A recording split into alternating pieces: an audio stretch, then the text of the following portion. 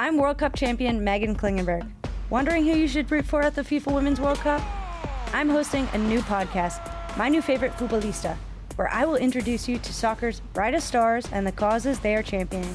From the 22-year-old American phenom speaking out about student-athlete mental health, I try to just approach everything with you don't know what someone's going through, to the U.S. defender who travels to tournaments with her young son. Am I ever gonna be able to run for 5 minutes straight? Check out My New Favorite Futbolista wherever you listen to podcasts. Edit audio.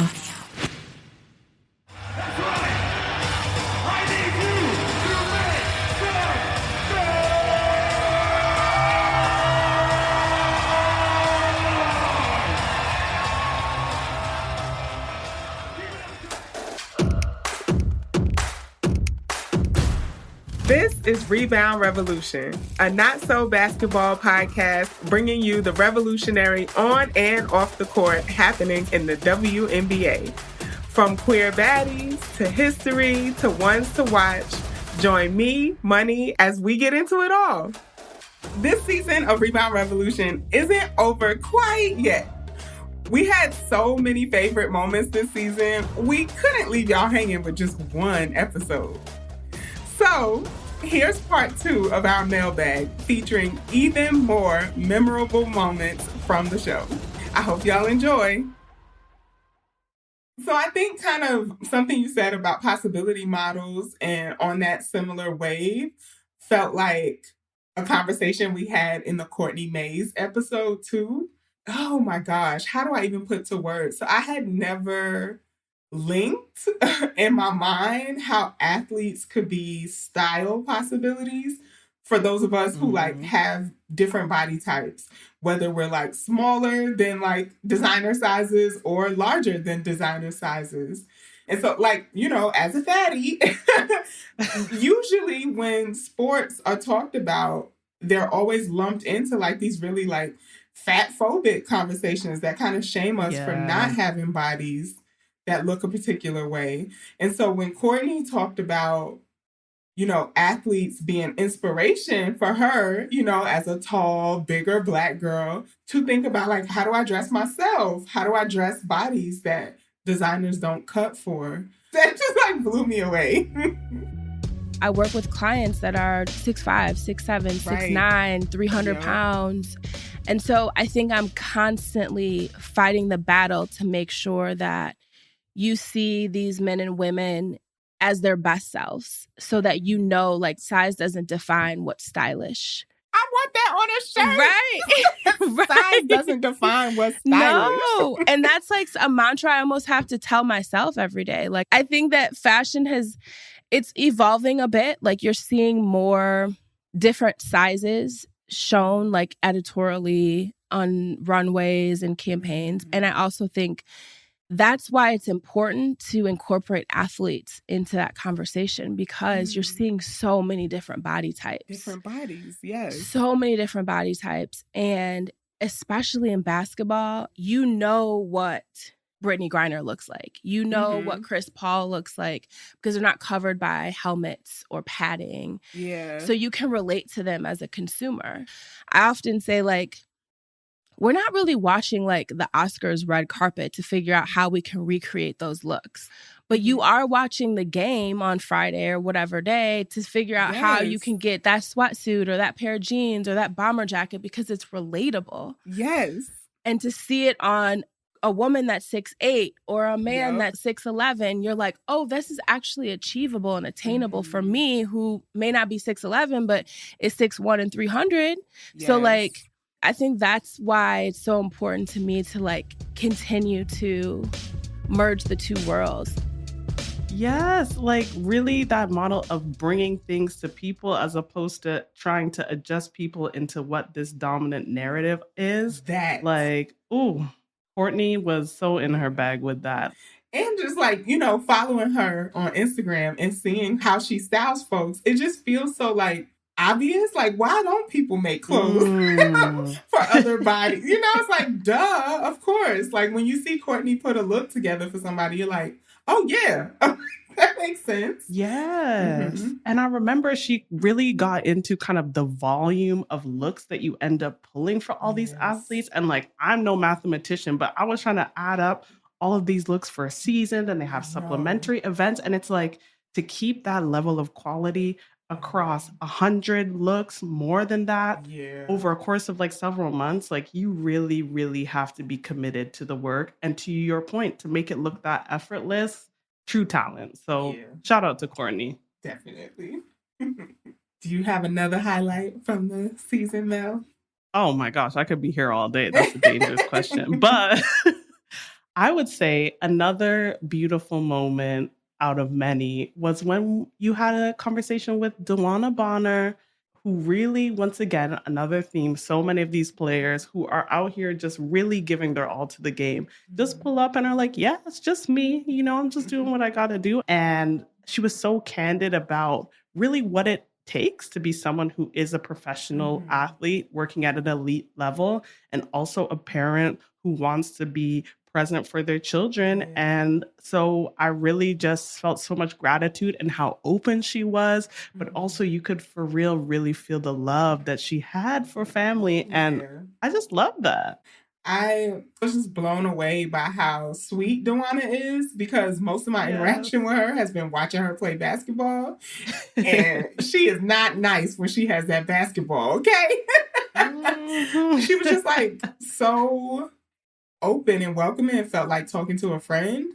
And exactly, that was my highlight too. Just the way she talked about what it takes to be an athlete and a mom, you know, and that mom guilt that I'm sure like so many parents can relate to. I mean, she's an all-star. She's giving it her all the time, and also has these little humans that she wants to be great too. Can you tell us about motherhood? And also shout out to Callie and Demi. Yeah, shout out to Callie and Demi, who better be in school right now. Man, those two little girls are definitely a highlight of my life. They just bring me so much joy. You know, like I missed out a lot of time with them because of basketball, and that sucks. I struggle with that a lot mentally. Because, you know, you have mommy guilt. You know, you're like, dang, I'm not there. But I know at the end of the day, I'm doing this for them. And hopefully one day they'll see it and just be like, wow, my mom was awesome. But man, those little girls, I love them to death. I don't even know what I can say to describe them, because they just, my world, pride and joy. We talk all day, every day when I'm not around. I probably call like 10 times. And now they're to the point where they have their iPad. So now I put my number in there and they just, you know. They call you? Exactly. They blow me up and I blow them up. Yes, and matching walk-in fits with Alyssa Thomas. So, you know, she got lots to coordinate. And they got engaged this season. And, you know, the way they smoked the Minnesota Lynx boots in that game 1, they making a really good run for this championship this year. I mean, make sure you listen to our Finals 101 episode, because, you know, there's some predictions being made. So we'll see. Another moment that I want to shout out, Shireen. I mean, maybe I'm biased again, another Canadian, but that episode was so good in terms of just grounding us in what it means to be objective, who has that privilege to be objective, and also just how, you know what, everyone's saying this and that about identity, but I really think she was able to position how her identity and the athletes' identities in the league are so crucial to their humanity. So I just wanted to shout that out too. Yeah. Shireen coming through and really giving us, I feel like she like harkened back to the Combahee River Collective statement, where like we cannot separate our identity from our politics and from anything we experience, right? So like this idea of objectivity is rooted in white supremacy, right? Like erasing identity in order to get to some quote unquote truth, when truth is experienced differently depending on our identity. And who better to write about us but us? My identity is not divorced from my work. So I do go with an anti-oppression lens. I think that one of the things in journalism is that this idea of being objective is gatekeeping by those with power and those with control. My gosh. I feel like you just blew my mind. Like, objectivity is a gatekeeping tool. Yeah, totally. It absolutely is. And it's the way for people to control messages through different mediums. And what stories get told. Yeah, by exactly. Who? Exactly. And Jessica said a long time ago, who tells the story is as important as the story. And for me, that has been instructive for me and how I move forward as a journalist. And Black colleagues of mine and, racialized colleagues of mine, Indigenous colleagues of mine were like, well, can you be objective? How the fuck are you supposed to be objective about somebody being murdered? Give me a break. And you know what? I actually will flip that and say, I have the tools to see through a lens that you simply don't have. Yeah, that Shireen episode was hitting. Yes. And it gave us curbside feminism, I took that away. I know a lot of us took that away. Mm-hmm. So yes, that was hitting. Y'all were in your bag once again. Not the mailbag, but another bag. Yes. If we're thinking about so many fun moments of the show, we really got to give it up to Courtney. I mean, actually, there's two Courtneys, so let me be specific. Courtney Williams. Yes. That episode had us cracking up. Yes. We still touched on so many things, but Courtney really brought so much joy to the season. Mm-hmm. And I mean, we also have I'm Gay Now. I'm Gay Now? Come on. Just 3 words that speak to the fluidity of sexuality, the growth as a queer person, where we really do have to discover ourselves thanks to heteronormativity. But yes, I'm Gay Now and the bundles ain't coming back are yeah. How did you grow into your style? Oh, I'm gay now. Yeah. So hey. But I think when I was, like you said, in college, I was still trying to find my show. Mm-hmm. So I was still in that dressing girly, had a boyfriend, kind of in the middle. And then when I kind of got exposed to different things when I got to college, that's when I was able to be okay, I think this fly. Okay, this fly. Now I'm mixing and matching and kind of just really finding myself. So I think college is where I really found myself and I could really step into my swag, you know what I mean? Mm-hmm. How do you think queerness impacted your style? Oh, it impacted me a lot. Kind of I got a masculine type of swag now. You know what I mean? Yeah. I be telling people they need to send their boyfriend to my page if they want him to get fly. You feel me? But that's how I dress now. Mic drop. Season done. What more is there to say? But also, she wasn't wrong. She's not wrong. Because they can learn a thing or 2. Exactly. Or 3. Several things can be learned. And this is why she got voted best trash talker in the league. Because it's not malicious, right? It's just, you just feel bad. She send your boyfriend to my page. And then you just look at your dusty boyfriend and you realize he is not Courtney Williams. He is not.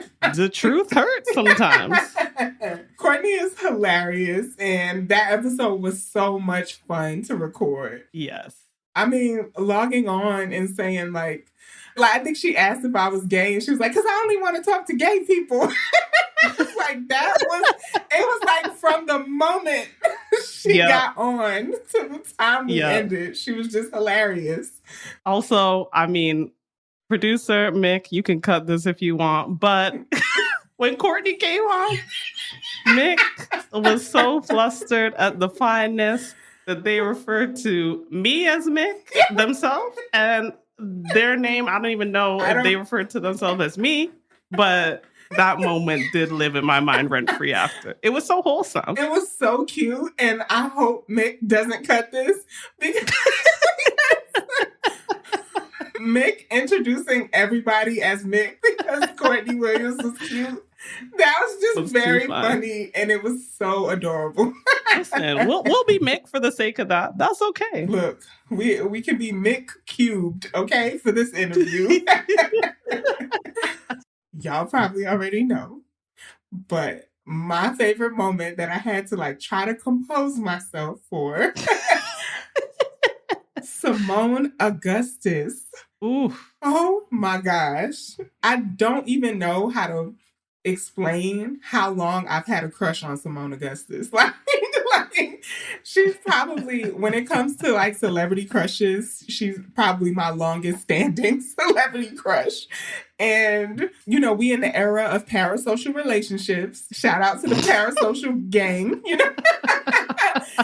Parasocial gang, we out here. Yes. And so, you know, she used to do these like Talk to Me Tuesdays on Instagram during the pandemic. So I just had like a picture of who Simone was in my head. I'm like, yeah, we cool. Like, we gonna talk and chop it up when we meet. We gonna be real good friends. And it was great to receive that energy from her. You know, like she was like so chill. You would never be able to tell she's a 4-time Olympic gold medal. You know, right? She is just like open about like her experiences that led her to being who she is today. You could tell that meditation be working because Simone was just so chill. I still can't believe that I was able to interview an icon, a legend, and also, oh my gosh, like a childhood crush. Yes. And even behind the scenes, Mick and I were saying, like, you know, parasocial gang or not, like, it really felt like it was two friends catching up for real. Like, it was so natural between both of you. Also, Simone better drop the radio show. Like, it's giving Quiet Storm. Like, you're listening to the evening drive. Like, the voice was so soothing. So oh my gosh. Freaking soothing. I know she's into meditation. If Simone joined like one of those meditation apps, right? She would be the most downloaded. Because, baby, the way I would sign up immediately. Right? I was like, why am I feeling so relaxed? It's like audio CBD, listening to Simone. Right? Oh my gosh. Oh, no. Amazing all around. And I really think in that episode, there were so many amazing and beautiful moments, but she really distilled how W athletes in particular are really engaged in their communities in ways that a lot of the NBA athletes, you know, once they reach a certain sphere, are not necessarily experiencing anymore. And I think Simone put it so beautifully. We get stopped by the police just like anybody else. You know, we go to the grocery store, our card might not swipe just like anybody else. We might, you know, that's how we view it. And so that's why being at the forefront of this is just like you getting out there marching where you at. Like, it's like, all right, we got to get in these streets because I live here. I work here. We don't have those luxuries. I mean, you said you was at the corner store the day after your statue. So like, get out here. Look. Where you want me to go? They don't have a retirement home for people with statues. Like, you know, I still got to go out here. I got to eat. I got to, you know, maneuver. You still got to get your snacks. I still got to get my snacks. The corner stores, where is that? Shout out to the corner stores. I think a lot about my friends who are organizers, and something they say a lot is like, if you are not organizing, then you can't be the voice of the movement, which basically means like, if you're not grassroots, if you're not with the people, then you can't be the mouthpiece of the people. And that moment where Simone talked about, you know, we still live in the neighborhood. We still go to the corner store. Yes. Like, that feels that way, right? I think that's why the W had to shift into being such a socially justice-oriented professional league, because they still are in community. They still experience stuff. Their wealth has not removed them. Absolutely. Yeah. I think about that all the time. Like, shout out to Simone. I mean, shout out to Dr. Joy as well for, you know, bringing us all together. Yeah. Definitely want to emphasize the shout out to Dr. Joy for making that happen. All right. Can I just name a few off the pod highlights of recording this season. Yeah. So first of all, I have loved the chat, like while we're recording. Y'all, Mel and Mick be in the chat, and I just really want to see those DMs because yeah. No comment. They probably look a lot like yes or whew, so fine, just so fine. Yes, all of the above. Or like, oh my God, this is so cute. How does it feel like they always know each other? That's the thing. You really bring that vibe of just making people feel at ease. So it's like every time we're sitting in, I'm like, am I just watching two people at a dinner table? Like, because it feels like it. Love it. Well, I think that some of that is Virgo energy, you know, the mutable sign. But I really think that a lot of that has to do with like me being a therapist for so long. You know, it's like you got to jump in and build a relationship really quickly as a therapist.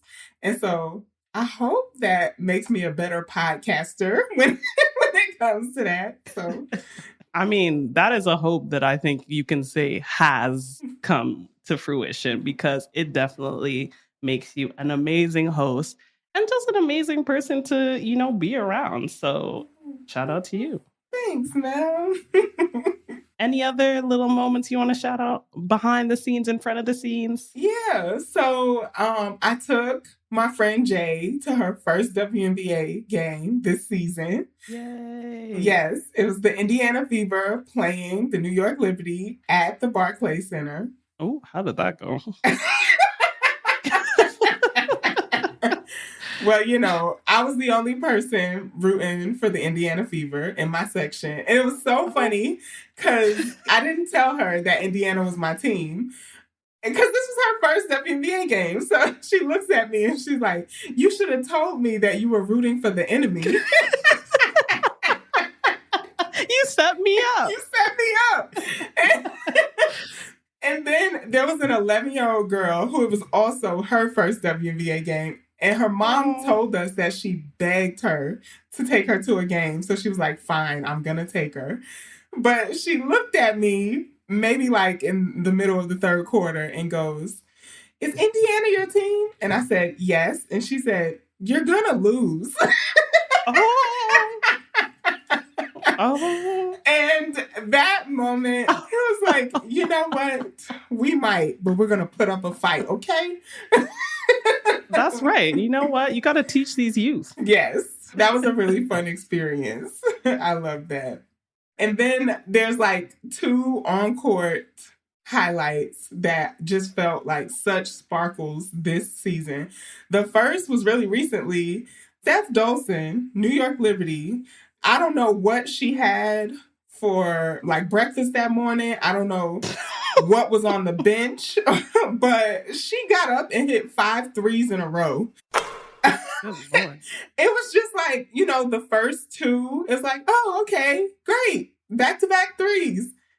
And then she hit another one and another one and another one. Yeah, it was so funny because I was watching the game with my partner and they like got up to go to the bathroom or something and they came back and the score was like way different. I was like, yeah, you were only gone for like 2 minutes, but Steph Dolson hit 5 threes in a row. So is that even humanly possible? Apparently it is, but yeah. Wow. Apparently she has hit 6 threes in a row in a game before. I just don't even think of her as a 3-point shooter because they usually play her as a post player. Like she usually plays the big, you know, as we broke down in our fundamentals. Like she plays the 5, the center a lot. So usually those players aren't looked to as 3-point shooters. But Steph said, I have something to say about that. You said, is it time for the bucket? Yes. Because I'm about to show you it is. And I think last but not least, Chelsea Gray has been doing this like highlight reel hand motion. We all know the Aces are an amazing team. They kind of feel like the Monstars from Space Jam. I'm screaming. Welcome to the Space Jam. It's like, yes, we know y'all are gonna win. But, I think last season it was the sleeping hand gesture. I think, in the off season, it was the you can't see me hand gesture. But now Chelsea Gray has given us the highlight reel. And I have to use that. I have to find some place in my real life where I can use the highlight reel. Yes, I live for theatrics. I live for extraness. And I live for knowing what you are bringing to the table. Yes. And that's her. So overall, I feel like this season has just been full of glimmers.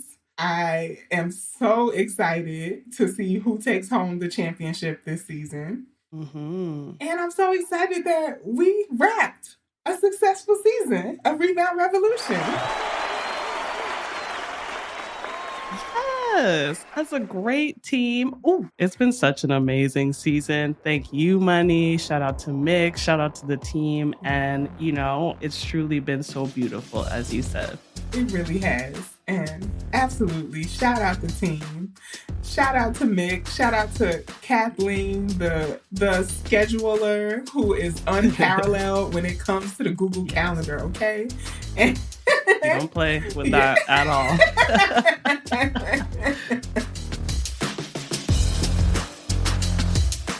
Rebound Revolution is an Edit Audio original podcast created in collaboration with The Cube. I'm your host, Money McEachern, and this episode was produced by Melissa Houghton, Mick Finnegan, and me. It was edited, mixed, and mastered by Mick Finnegan. Our supervising producer is Anna Deshawn. Our executive producer is Steph Colburn. Thank you to Kathleen Speckert and the whole Edit Audio team.